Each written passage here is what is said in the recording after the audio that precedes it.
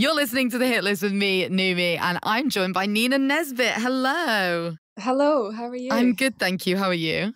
I'm good, yeah, enjoying the sun. Oh, it's beautiful, isn't it? Are you still living in Kent? I am. I call it Costa del Kent. Yeah. Love it. We're on the Medway River, so we always call it the Mediterranean. Oh, that's great. I'm going to start using that. What's your favourite thing to do around here? Like, where's like the best coffee that you get in Kent? Do you know what? I don't drink coffee, so I couldn't tell you that, but I could tell you that I love St Mary's Bay. Like, oh, it's so nice to have a beach on the doorstep, because I was used to that in Scotland, being able to go to the beach, and then obviously living in London for so long, it's kind of like, I want to get out. But yeah, love that. Love going up to Canterbury as well. That's lovely up there.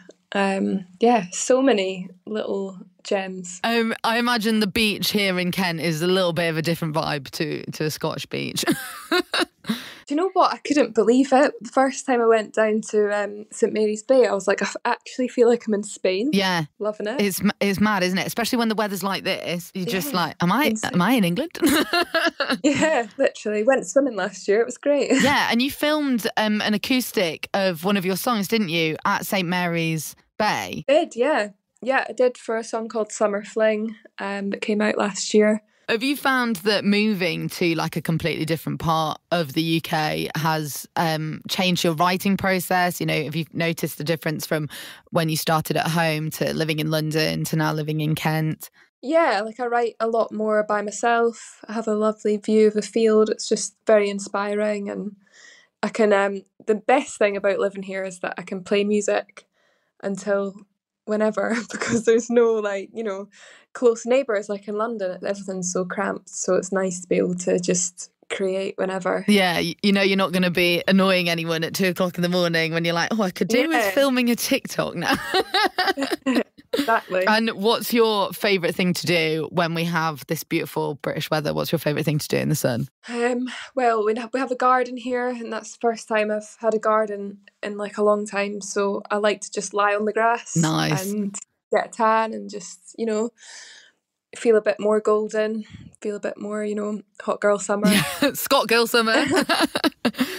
Yeah. Have you like really lent into having a garden? Are you like, right, I'm going to be a green thumb person now? No, but my boyfriend has done the garden. He is like the world's best gardener all of a sudden. So we have lots of plants I don't know the name of in our garden, but it looks beautiful. You can just enjoy it. That's the best bit. Yeah, I like to just look at them. Yeah, you don't have to worry about like looking after it. I've always, you know, like when everyone got into plants and like house plants in lockdown and everyone became a plant mum, I really wanted to be that person, and I've just killed everything that we've bought. So I've just had to come to terms with it's not me.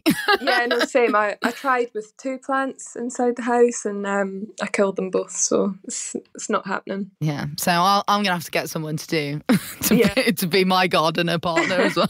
Yeah, seems like a good combo. All right, let's talk about your new music. So you've got your third album. I'm gonna ask for the pronunciation because I can't speak Swedish and I don't want to butcher it.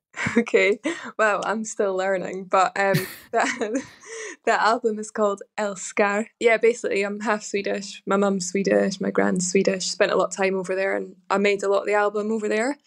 And I just loved the word, like how personal it was, and also my label were like, can you please not pick a really long title, because my last album was a long title. So I was like, okay, I'll give you one word, but it's going to be in a foreign language. And it's going to have an accent on it. Yeah. So just keeping it interesting, you know? Yeah, and it means to love, right, in Swedish? Yeah, it's like the verb of love. It's not like a direct translation, but basically, yeah.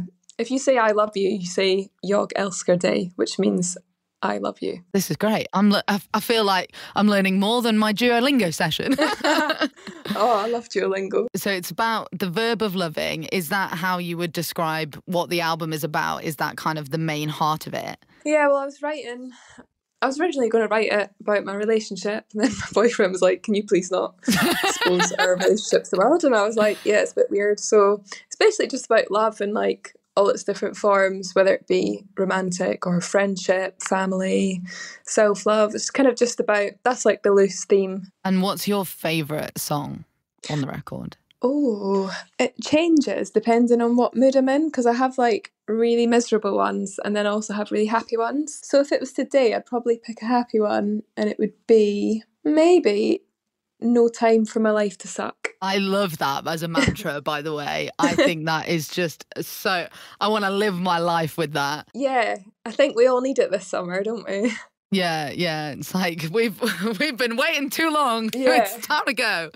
I also love that you've got a range on it. I think that's kind of, the best kind of albums where you've got a journey, you've got a bit of sadness, you got a bit of upbeat, you've got something for every mood. I hope so, because it was originally really depressing, and anyone I played it to was like, "Yeah, no, it's great. It's quite sad though, isn't it?" And I was like, "Right, okay, I need to put a few upbeats on there." Everyone's had enough sadness for a while, haven't they? They just need a few bangers. Yeah. Well, I love your latest single, Pressure Makes Diamonds. I think that's like a bop, but also I love the message behind it. I think any, in their 20s woman can relate to that song. Oh, thank you. I love the music video as well. I think it's so good. In your Insta post about it, you basically said, Here are my insecurities. Let's make it fashion. What was your favourite thing to dress up as in that music video?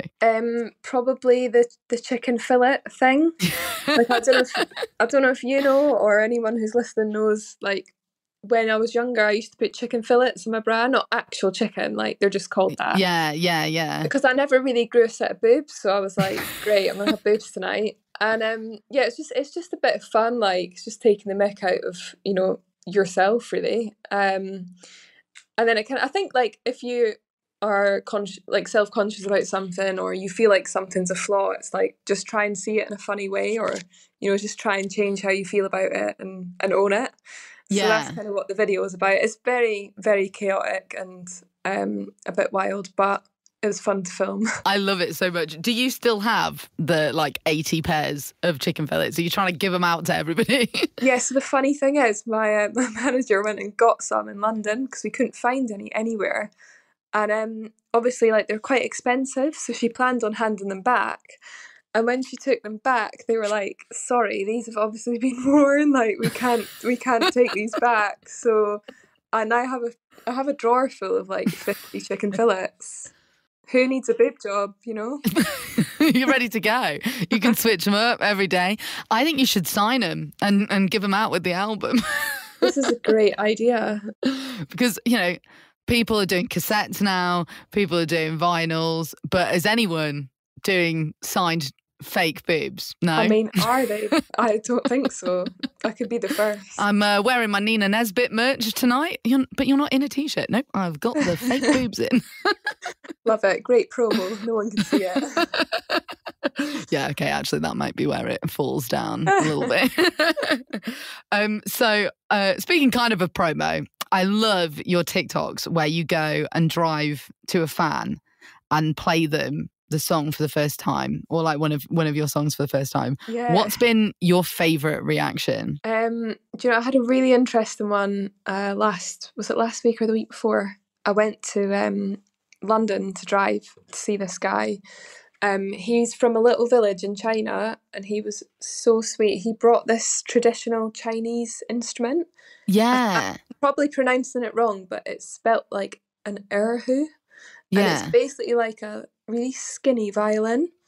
So it's like a big long stick with a few strings, and then this thing made of anaconda skin.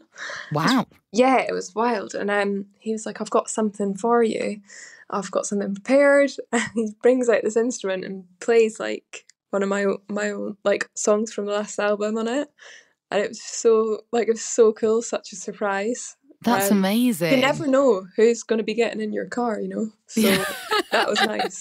And that's kind of nice because he's giving something back to you as well. So it's like an exchange. Yeah, it was. It was really cool. I was a bit embarrassed to play my song after it, to be honest, because he was so talented at this instrument.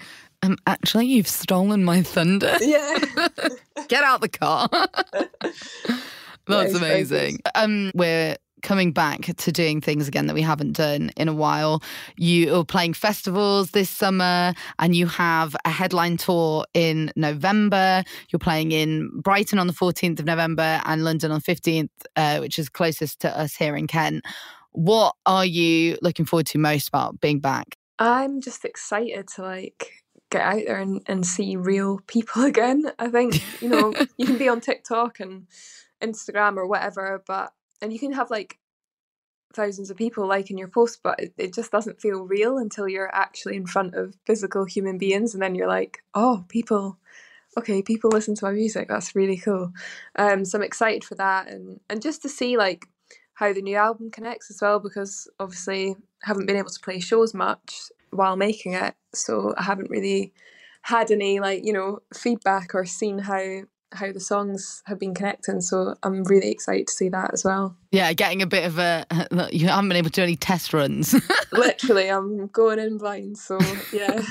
I'm sure everyone will just be really excited to see you again. What are you looking forward to least about tour? My main thing is the backstage areas. Like, they do smell a bit, and I've got used to my home comforts. I'm really into scented candles. So I've started bringing them with me on tour, and my band thinks, yeah, is that in your rider? I need a Wicks candle. Yeah. So I'm going to try and get some of them out. Well, one thing that I wanted to ask you, just kind of like at the moment, obviously we're seeing kind of the power of not only social media, stuff like TikTok, but also that TV shows have with music. So obviously Kate Bush's Running Up That Hill has been propelled back into the charts, all because it was on Stranger Things. If you could have one of your songs featured on a TV show, what show would it be? Oh, you know what?